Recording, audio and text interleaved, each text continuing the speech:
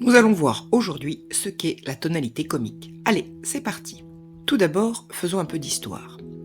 Le mot comédie désigne à l'origine le théâtre, dans son ensemble, c'est-à-dire qu'une comédie est une pièce de théâtre, qu'elle fasse rire ou qu'elle fasse pleurer. Le mot ne se spécialisera que plus tard en pièce de théâtre qui fait rire. Définissons donc la tonalité comique.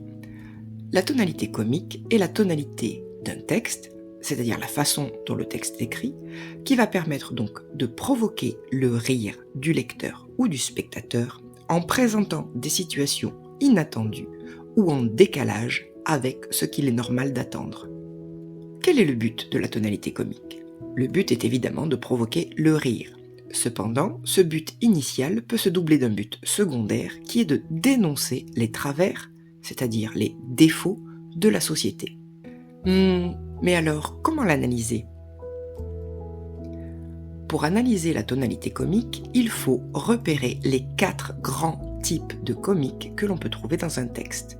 Tout d'abord, le comique de geste. Et pour cela, il faudra s'intéresser dans un texte théâtral aux didascalies, c'est-à-dire à toutes les mentions, toutes les indications des gestes, des attitudes des personnages sur la scène. Il peut y avoir en effet des coups, des chutes, des courses-poursuites. Tout geste qui va permettre de provoquer le rire du lecteur-spectateur. Ensuite, nous pouvons trouver du comique de mots, qui va donc toucher aux mots même du texte. Il peut s'agir de répétition, ou alors de langue inventée, comme du faux latin ou du faux italien, ce qui est extrêmement fréquent dans les pièces du XVIIe siècle, notamment chez Molière. Nous pouvons également avoir des jeux de mots ou des traits d'esprit qui vont permettre de provoquer le rire du lecteur ou du spectateur. Nous pouvons également trouver du comique de caractère, c'est-à-dire un comique lié à la personnalité même du personnage principal. L'auteur ou le dramaturge va faire une caricature de ce caractère en exagérant, en utilisant donc des hyperboles pour mettre en valeur les défauts de cette personnalité. C'est le cas notamment par exemple dans L'Avare de Molière où l'avarice du personnage est tellement exacerbée qu'elle en devient ridicule et risible. Nous pouvons trouver également un comique de situation, c'est-à-dire un comique lié à la situation des personnages sur la scène.